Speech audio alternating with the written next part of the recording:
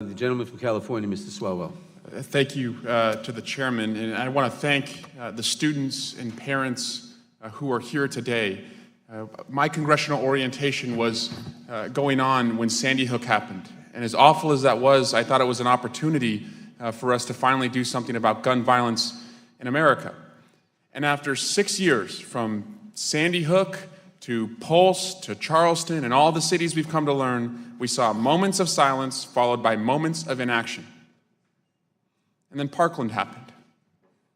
And I don't know why Parkland changed the way that our country started to look at this. Maybe it's because the students at Marjory Stoneman Douglas could articulate what the beautiful babies at Sandy Hook could not, just the sense of loss, but their belief that you should have the right to learn, the right to go home, and the right to live in your classrooms. And you've given us a renewed sense of hope. And even though last night at the State of the Union, you didn't hear one single word from the president about gun violence, despite all the people in the gallery who had lost loved ones, and even the people he had brought, where the common tool of their loss was a firearm. Not one word. That didn't bother me, though, because I knew we'd be here today. The first historic hearing in 8 years on reducing gun violence. So thank you for giving us hope. Thank you to Mike Thompson, my colleague, who has continued to believe that we can do better and that we can start with background checks. And I just want to first address an argument that my colleagues keep making, which is that this will not reduce every gun violence death in America. That is absolutely true. But if that is your standard, then we should just all go home and never strive to do anything to make us safer in our communities.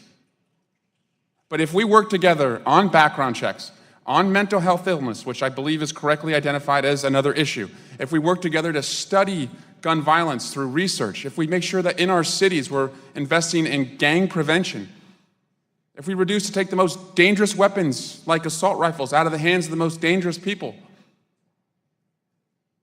we can seriously reduce in our lifetime the number of families who would have to sit in a gallery and experience that loss.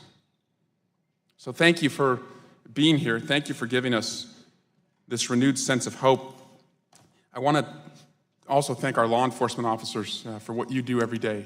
My brothers are cops, my dad was a cop, and my fear is every day as they're out on the beat that they're outgunned. And I know that's why you're here, is to protect the men and women sworn in your department.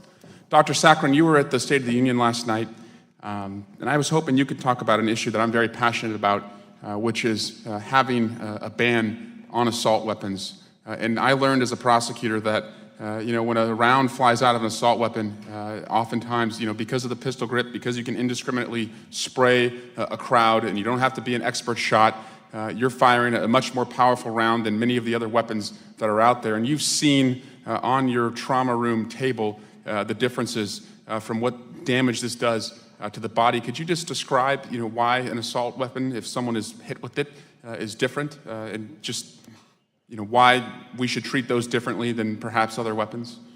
Sure. Thank you for the question, Congressman, and thanks for your leadership.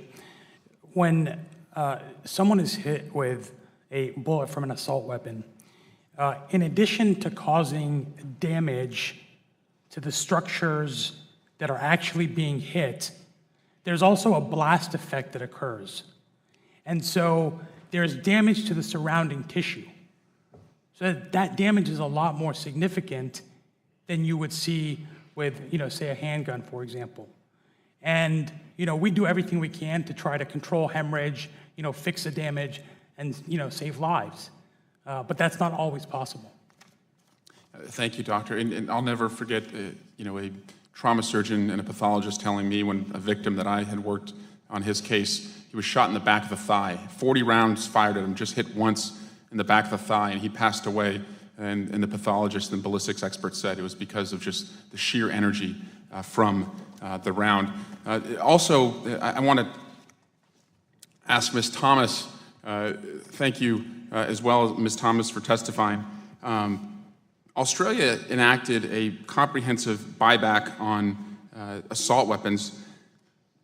It was about 650,000 assault weapons. Are you familiar with the effects after that buyback in their country when 35 people were killed and 28 were wounded in 1996? Yeah, in the Port Arthur massacre. Following that legislation being passed, There has not been a single mass shooting that has occurred in Australia since that time. Thank you. I yield back.